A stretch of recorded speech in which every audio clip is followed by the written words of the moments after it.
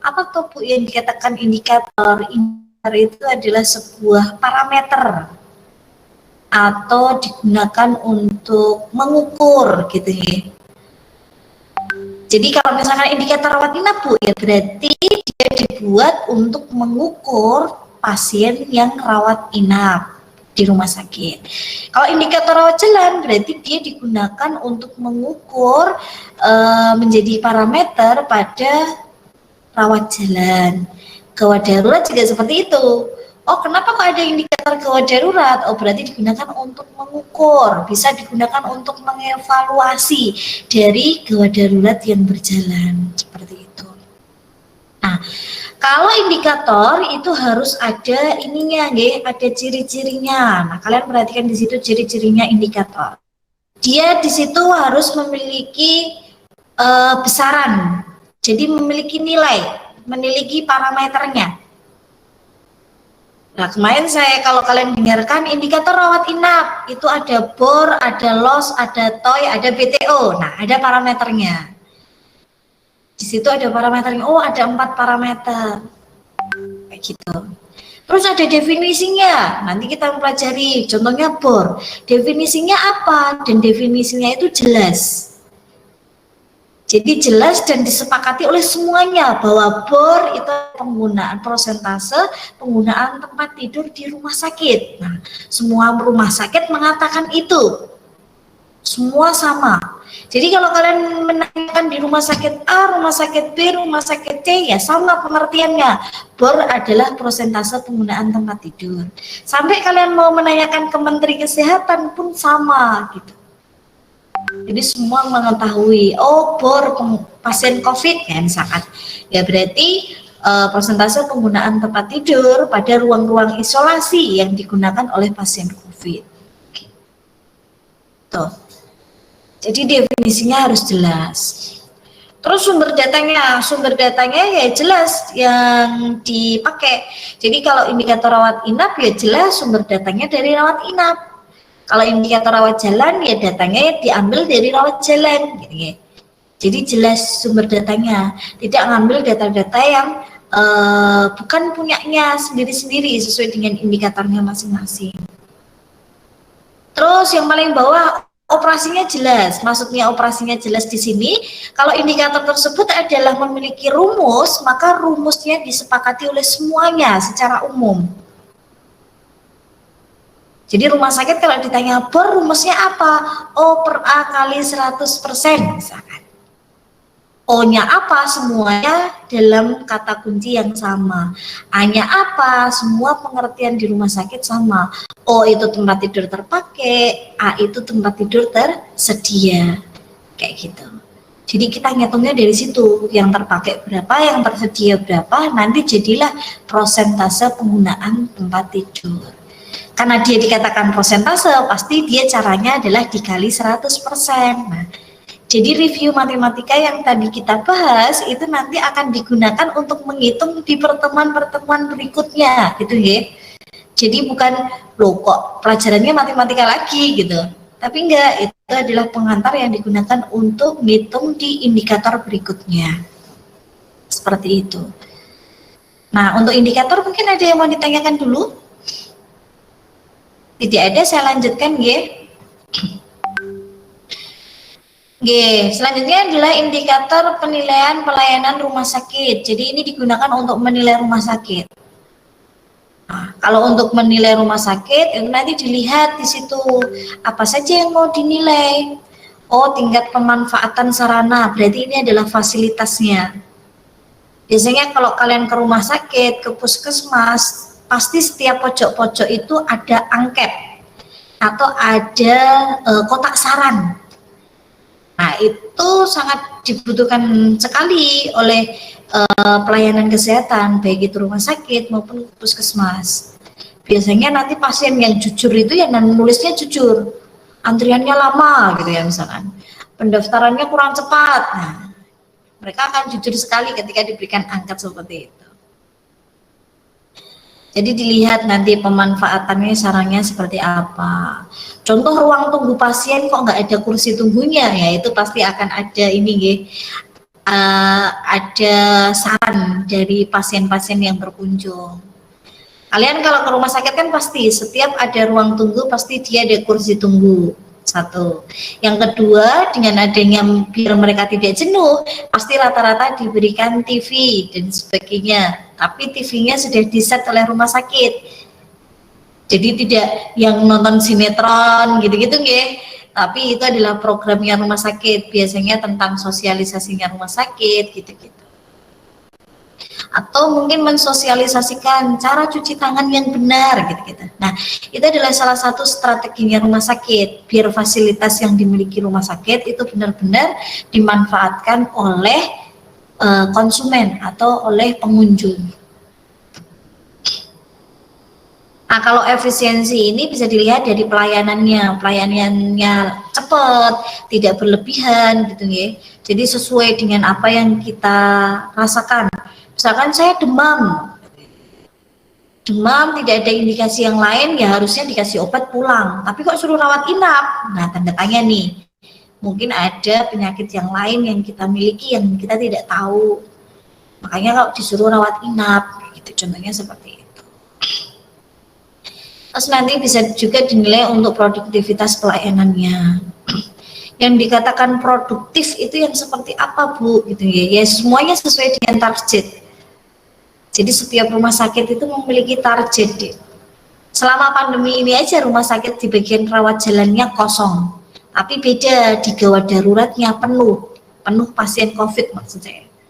Tapi rawat jalannya kosong. Kenapa, Bu? Karena tidak berani untuk ke rumah sakit daripada ketemu oleh pasien-pasien COVID. Makanya kalau kalian datang ke rumah sakit, kalian bandingkan datang ke pendaftaran IGD pasti penuh pasien COVID.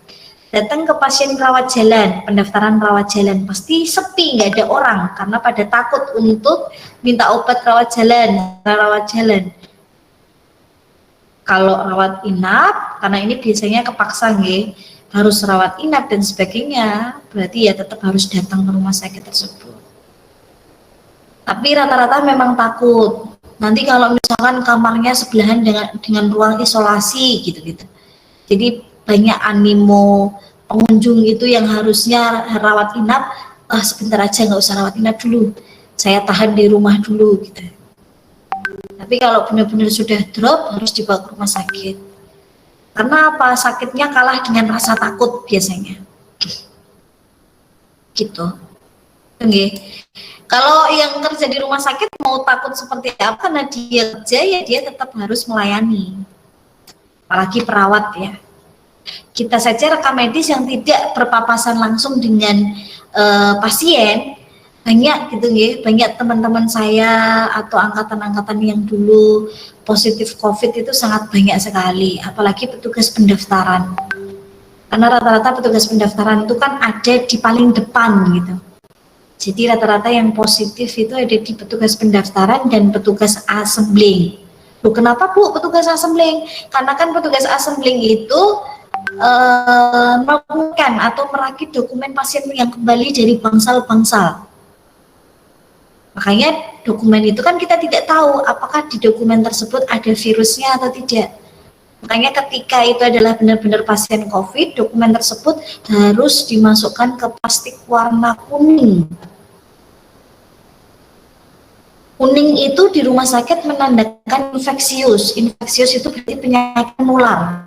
Ingat-ingat, nanti ketika kalian datang ke rumah sakit, benar-benar sakit, kalau dokumen itu ada tandanya warna kuning, entah itu lingkaran warna kuning, entah itu ada di plastik warna kuning, berarti dokumen infeksius, di mana pasiennya memiliki penyakit menular. Kadang kan mahasiswa bertanya-tanya, ini apa ya kok dokumennya warnanya beda-beda gitu nih. Ada yang warna merah gitu ya. Tapi warna dasarnya dokumen sama Bu, sama, cuma diberi tanda-tanda khusus gitu ya. Tapi sekarang karena akreditasi KARS itu tidak boleh memberikan tanda-tanda seperti itu, maka biasanya tandanya ada di dalam, di cover dalam. Jadi tidak boleh terlihat di cover luar. Kalau dulu terlihat di cover luar. Jadi sekali kita pegang dokumen itu kita tahu, oh ini berarti pasiennya punya penyakit menular gitu. Zaman saya praktek seperti itu. Jadi biasanya rata-rata rumah sakit menggunakan warna kuning. Gitu. Kalau sekarang plastik kuning. Jadi dokumen pasien COVID itu diplastik dulu selama 7 hari, baru nanti bisa diasembling. Karena selama 7 hari diindikasikan virus yang nempel di dokumen itu sudah mati gitu ya. Jadi dari beberapa hari dimana bisa virusnya sudah mati. Tapi kok masih ada Bu karyawan yang tetap terkena, berarti dia baru mungkin posisi kerja, kekebalan tubuhnya kurang bagus.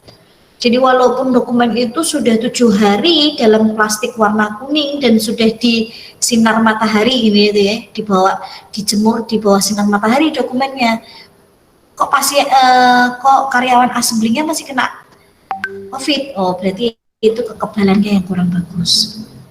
Itu. Makanya semuanya sekarang petugas rekam medis itu semua petugas harus menggunakan APD setelah datang ke rumah sakit.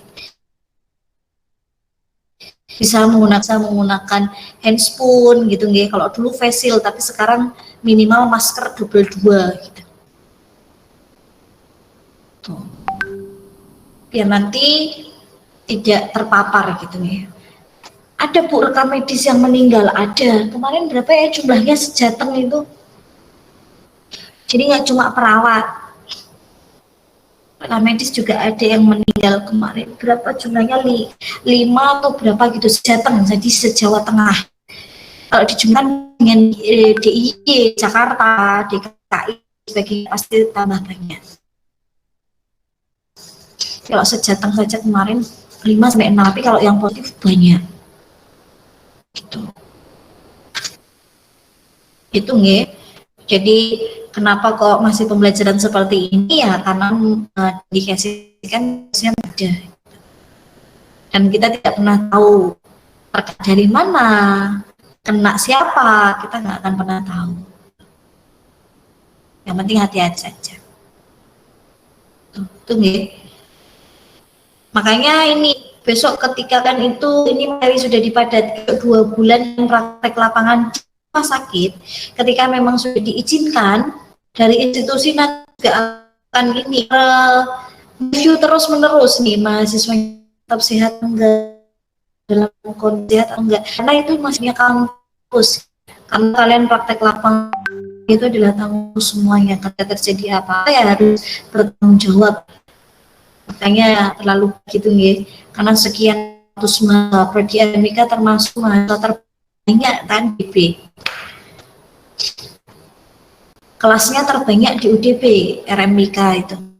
Jadi prodi kalian itu kalau sampai 6 kelas, mungkin prodi yang lain tidak sampai 6 kelas, 8 kelas gitu nih.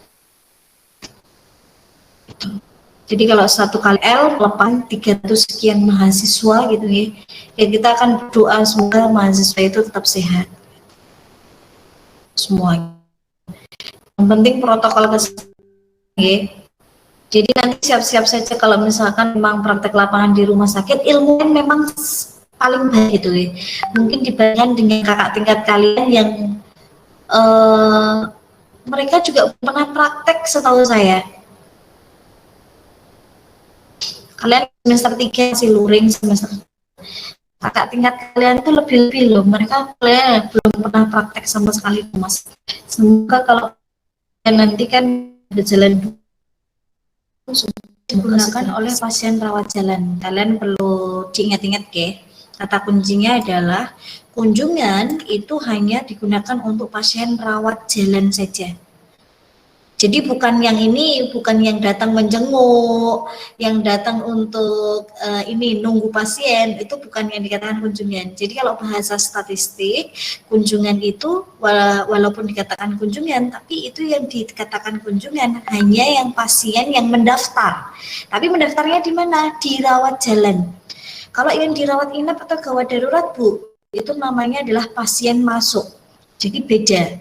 Jadi ketika kalian nanti dibahas, Dek, kunjungannya berapa? Ketika ditanyakan oleh petugas seperti itu, berarti yang ditanyakan adalah jumlah pasien rawat jalannya. Jadi yang daftar di rawat jalan. Paham ya? Jadi yang dikatakan kunjungan itu adalah pasien yang mendaftar di bagian rawat jalan. Nanti tinggal kunjungan keberapa dia. Kalau untuk pertama kalinya berarti nanti dia adalah pasien kunjungan baru ya. Berarti dia daftar untuk pertama kalinya. Kalau dia sudah untuk kedua ketiganya, Bu, biasanya dikatakan kunjungan pasien lama karena dia sudah datang untuk kesekian kalinya. Nah, kayak gitu. Tunggu ya.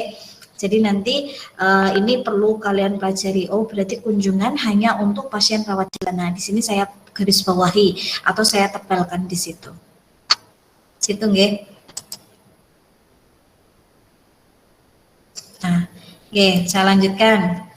Terus untuk admisi atau admission, nah, sering disebut admisi atau sering disebut admission, atau sering juga ada rumah sakit yang tidak menulis pendaftaran rawat inap, tapi pendaftaran pasien admisi.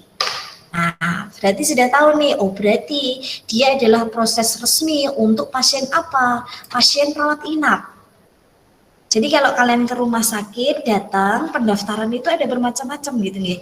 Ada pendaftaran rawat jalan, pendaftaran rawat inap. Kok nyari pendaftaran rawat inap nggak ketemu? Oh berarti dia pakai bahasa lain, yaitu pendaftaran admisi. Jadi admisi proses pendaftaran khusus untuk pasien rawat inap. Jadi ketika dia rawat inap, itu dia harus melalui proses admisi, nandatangani surat persetujuan rawat inap, gitu-gitu ya. Dan sebagainya. Jadi proses resmi, dia resmi diakui sebagai pasien, berarti dia harus mendaftar di ruang pendaftaran rawat inap atau sering prosesnya disebut admisi. Kalau ruangannya namanya apa, Bu? Ada juga yang mengatakan ini nggih, admisi service gitu ya. Pendaftaran rawat inap, ada yang mengatakan admisi service. Kalau untuk ininya yang ditandatangani apa, Bu, gitu ya. Nanti ada persetujuan rawat inap, nanti juga ada pasien yang membawa admission